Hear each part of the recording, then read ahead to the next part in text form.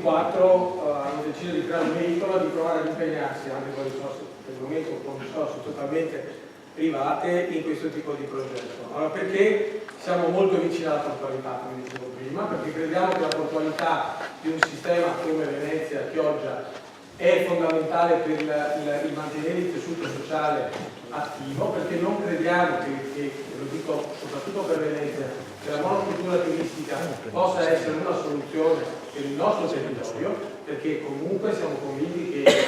la portualità permette alle nostre generazioni di continuare a vivere come hanno sempre vissuto dai commerci.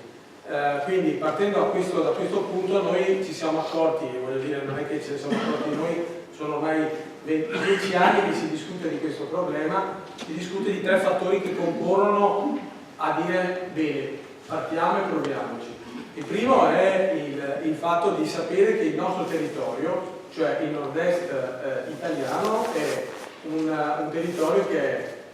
produttivo, che ha la più alta manifattura, diciamo la seconda più alta manifattura europea come area, ha una possibilità di sviluppo e di crescita superiore a quello che possono altri territori italiani, e quindi c'è una domanda di logistica sempre più forte. Considerate che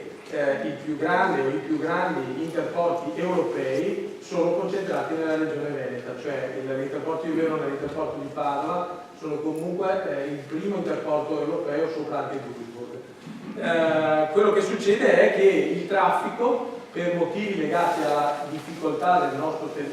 sistema di accessibilità, il traffico gira o utilizzando i canali dei porti del nord o i porti del Tirreno. Come dicevo prima, il problema che si collega a questo, il punto 2, è quello che comunque le navi contenitori, perché è lì dove noi abbiamo concentrato la nostra attenzione, Bugate è un terminal per navi contenitori e non è definibile come un offshore. Queste sono due